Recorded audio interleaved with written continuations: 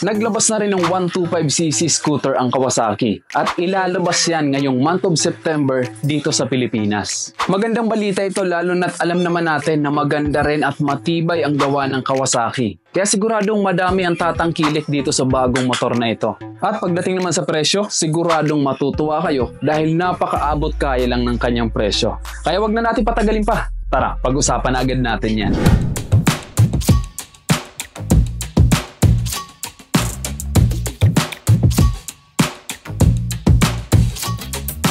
Ito ang Kawasaki Brusky 125. Collaboration ito ng Malaysian company na Modenas. Ibig sabihin, sa Malaysia din manggagaling ang mga motor na ito. Sa Malaysia, ang pangalan ng scooter na ito ay Karisma 125 at 2022 pa ito nilaunch sa bansa nila. At base sa mga napanood kong review at feedback sa motor na ito from Malaysia, maganda at perfect pang araw-araw dahil matipid ito sa gasolina. Kaya naman masasabi kong tamang naging desisyon ng Kawasaki na dalhin din ito dito sa Pilipinas, lalo na't 70% ng mga motorista dito ay mas priority ang mga automatic na motor. Pagdating sa makina nito, ito ay 124.8cc, air-cooled 4-stroke single overhead cam, single cylinder, 2 valves, at ito ay fuel injected na din. Ang compression ratio nito ay 10:1 at ang kanyang maximum power ay 9.3 horsepower at 7,500 RPM with a maximum torque of 10 Nm at 6,000 RPM. Malaki din ang fuel capacity nito, 5.1 liters, kaya matagal bago ka maubusan ng gasolina. Kumukonsumo lang ito ng 43 to 45 km per liter. May mga convenient features din ito kagaya ng built-in charging port, may bulsa sa harapan,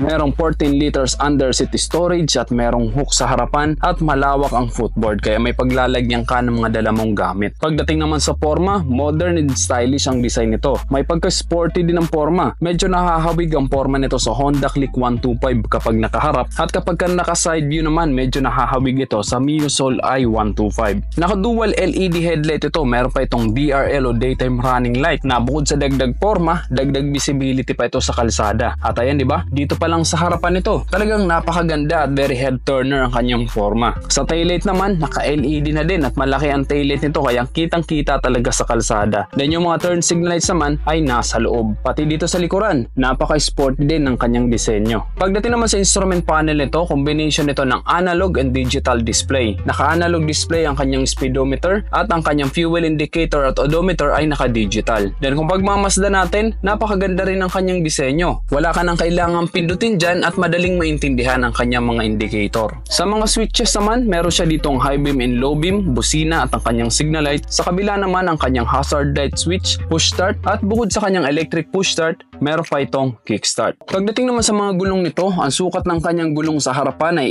80 by 90 by 14. Sa likod naman ay 90 by 90 by 14 at naka-tubeless na ito pareho. Then napakaganda rin ang disenyo ng kanyang mugs. Hindi mo na kailangang ipa-repaint dahil color silver na ito at bumagay sa kanyang forma. Sa suspension naman, naka-telescopic fork sa harapan at naka-single shock naman dito sa likuran. Pagdating naman sa kanyang preno o sa braking system, naka-single disc brake with 2 piston caliper sa harapan. Sa likuran naman ay naka-drum brake. At malakas ang stopping power nito dahil nga ito ay naka-dual piston caliper na. At maganda ang disenyo ng kanyang muffler. Meron itong heat guard kaya safe ang paa mo dahil kahit madikit kayo dito hindi kayo mapapaso. Meron pa siyang end cap sa dulo, color silver, kaya bumagay din sa kanyang forma. Then very average Filipino rider friendly ang motor na to dahil napakababa lang ng kanyang seat height. 770mm lang ito, kaya perfect na perfect talaga sa mga kahit mga 5 flat ang height, kayang-kayang i-drive ang motor na to. At ang maganda dito, sobrang lightweight lang nito dahil 108 kilos lang. Hindi ka mahihirapang imaniobra at hindi ka mahihirapang i-double stand ang motor na ito. Malapad din ang kanyang upuan kaya komportable ka rin talaga sa mahabang biyahe.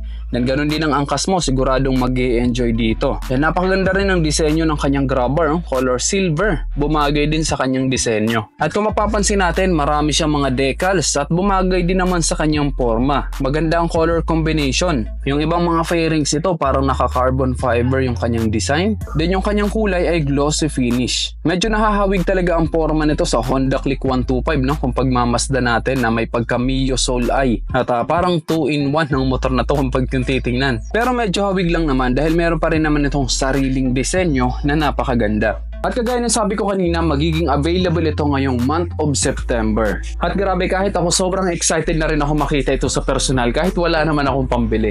Dahil nakakatuwa naman kasi talaga, di ba? Dahil sobrang tagal nang walang scooter na nilalabas ang Kawasaki. At ngayon, meron na. Itong Kawasaki Brusky 125. At sobrang affordable lang dahil nagkakahalaga lang ito ng 75,000 pesos. Pero price may vary without prior notice. Kaya naman sigurado akong madami ang magkaka-interest bumili dito sa motor na to dahil unang-una napakaganda ng kanyang disenyo, meron pa siyang mga convenient features at napakatipid sa gasolina. Kaya guys, ano masasabi nyo dito sa bagong Kawasaki Brusky 125 na ito? I-comment nyo na lang sa baba ang inyong opinion at kung nagustuhan mo naman ang video nito, just hit like. Kung bago ka lang sa aking YouTube channel, huwag kalimutan mag-subscribe. Click mo na rin ang notification bell para sa mga susunod kong video ay updated ka palagi. Yun lang guys, hanggang sa muli. Ako si Rosgo TV. Ride safe always and God bless.